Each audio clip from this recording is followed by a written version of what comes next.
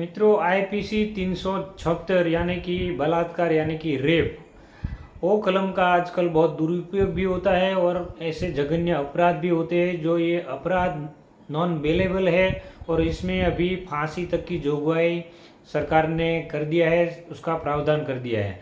तो दोस्तों, आज मैं बताऊंगा कि अब उसका दुरुपयोग भी कैसे होता है और एक्चुअली में जो कंप्लेन करने जाते हैं, जो फरियाद करने जाते हैं, वो एक्चुअली में रेप हुआ है, वो उसको फरियाद कैसे करनी चाहिए कि आरोपी को सज़ा लगे। तो दोस्तों, कई ऐसे निर्दोष लोग हैं जिसके ऊपर रेप होता है तो उसको कंप्लेन करनी नहीं आती है और वो आरोपी छूट जाता है। तो दोस्तों, जब मैं जेल में था तब एक डायमंड फैक्ट्री का मालिक जेल में आया था। जी हाँ मित्रों, उसने लगभग 5 साल तक वो औरत का शोषण किया था, शारीरिक शोषण किया था। फिर भी वो जमानत पे छूट गया था। और हकीकत में वो जो उसने अपराध किया था वो हकीकत थी, उसने किया था। 5 साल तक वो औरत का शोषण किया था। मैटर ऐसी थी कि जो औरत थी उसका हस्बैंड बीमार रहता था और वो औरत को जॉब करने के अलावा वो कोई रास्ता नहीं था, क्योंकि उसके छोटे बच्चे थे, उसकी पढ़ाई करवानी थी, घर का खर्चा चलाना था। तो डायमंड की फैक्ट्री में वो जॉब पे लग गई। तो उसका जो मालिक था वो उसका शारीरिक शोषण धीरे धीरे करने लगा, उसका आर्थिक हेल्प भी करता था। तो दोनों तरफ ठीक ठाक चल रहा था, लेकिन धीरे धीरे वो गलत तरीके से उसका आर्थिक शोषण करने लगा, दूसरों को भी बुलाने लगा ऐसा। तो वो जो औरत थी इससे कंटाल गई थी, उससे मतलब उसको इतना टेंशन आ गया था, वो डिप्रेशन में आ गई। लास्ट वीक में वो काम पे भी नहीं गई और पूरा वीक वो घर पे रही और डिप्रेशन में रही, रोती रही। उसके बाद किसी ने बोला कि उसके खिलाफ कंप्लेन करनी चाहिए, तो उसने कंप्लेन किया। लेकिन वो कंप्लेन में कोई दम नहीं था, क्योंकि उसने वो टाइम पे उसके ऊपर रेप भी नहीं हुआ था। वो मेडिकल जांच हुई तो भी मतलब कोई स्पर्म या कुछ भी मेडिकल में प्रूफ नहीं हुआ। तो वो जो आरोपी था उसको जमानत मिल गई और वो छूट गया दोस्तों।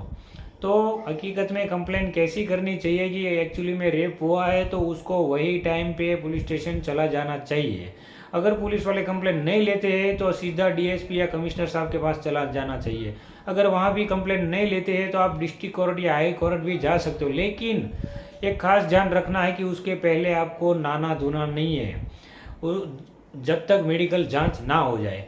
मेडिकल जांच हो गई और जब आप कंप्लेन लिखाने जाते तब उसका कौन सी जगह थी, कौन सा टाइम था और कौन कौन थे या फिर उसको किसने हेल्प किया है, वो सब पूरी तरीके से आप पूरी डिटेल उसको एफआईआर में लिखवाइए, तब जाके उसको सज़ा लग सकती है दोस्तों।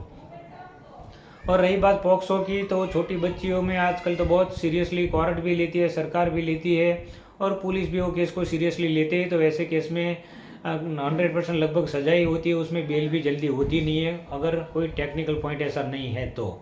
दूसरी बात है कि इसका दुरुपयोग भी बहुत होता है मित्रों। जी हाँ, मेरे सामने एक केस आया था जब मैं जेल में था, तब 6 लड़के जेल के अंदर आए थे रेप केस के अंदर, और एक ही औरत थी। तो लेकिन हकीकत ऐसी थी कि वो औरत का ऐसा काम ही था, ऐसा धंधा ही था कि वो पैसा लेके ऐसा काम करवाती थी। लेकिन किसी ने उसको मतलब भड़काया कि तू ऐसा केस कर तो तेरे को ज़्यादा पैसा मिलेगा। तो इसमें ऐसा हुआ कि ये लोग ने मतलब ऐसा काम किया और तुरंत वो पुलिस स्टेशन चली गई और उसने कंप्लेंट लिखवा दी। तो हकीकत में उसने ये 376 दुरुपयोग ही किया था। तो लास्ट में उसका समाधान मतलब उसका फाइनल डिसीजन ये हुआ कि उसको मैंने बोला कि कैसे भी करके आप उससे मतलब कि समझौता कर लो उसके साथ, तो ही ये अभी आपका काम बनेगा, क्योंकि आपने उसके साथ जो काम किया है वो तो ज़रूर किया ही है, लेकिन आपको अगर छूटना है तो ये काम आपको करना पड़ेगा। तो वो लोग ने क्या किया, मेरे कहने से सीधा हाईकोर्ट चले गए, वो औरत के साथ समझौता कर लिया और 6 जन थे, 6 जन ने 2-2 लाख रुपया वो औरत को दिया और हाईकोर्ट में उसको खड़ा कर दिया वकील के साथ। और वहाँ एफिडेविट किया कि भाई ऐसा कोई रेप नहीं हुआ था, हकीकत में दूसरे के कहने से मैंने कंप्लेन कर दिया था। तो वो लोग लगभग 1.5 महीने के करीब जेल में रहे और वो लोग छूट गए। तो ऐसा दुरुपयोग भी होता है दोस्तों। तो अगर कोई दुरुपयोग आपके साथ ऐसा करता है, जैसे कि आपका किसी से अफेयर है और आपको ऐसा डाउट है कि ये सामने वाली औरत मेरे पास ज़्यादा पैसा की मांग कर रही है या मिलकत या फिर कोई बड़ी चीज़ की मांग करती है और आगे जाके ये कंप्लेन करेगी, तो आप उसका फ़ोन रिकॉर्डिंग करो। दूसरी बात कि जब वो मांग करती है तब किसी को साथ ले जाओ आप, और उसके सामने जो मांग करती है, डिमांड करती है, तो वो भी साक्षी में रहेगा। और जब उसकी डिमांड बढ़ जाएगी तब मतलब वो कंप्लेन करने जाएगी, लेकिन तब आपको उसके साथ समागम भी नहीं करना है, उसके साथ रहना भी नहीं है, क्योंकि वो 376 की आपके ऊपर चार्ज लगवा सकती है, आपके खिलाफ़ वो कंप्लेन कर सकती है।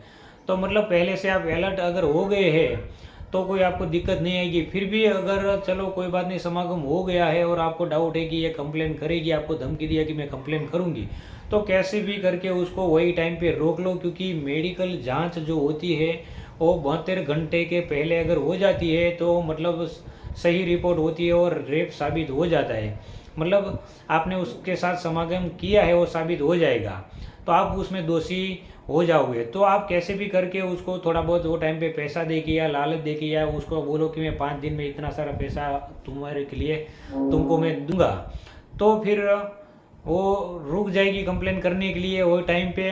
और फिर मेडिकल जांच होगी तो मेडिकल जांच में इतना वो कुछ आएगा नहीं और आपके खिलाफ गुनाह साबित होगा नहीं और आप छूट सकते हो केस में, आपकी बेल भी जल्दी हो जाएगी। तो दोस्तों ये 376 के बारे में मैंने आपको 2-3 एग्जाम्पल दिया, हकीकत में ऐसा होता है। मेरे चैनल को ज़रूर सब्सक्राइब कीजिए। जेल के बारे में बहुत सारी डिटेल मेरे वीडियोज़ में है, आप देख सकते हो मित्रों।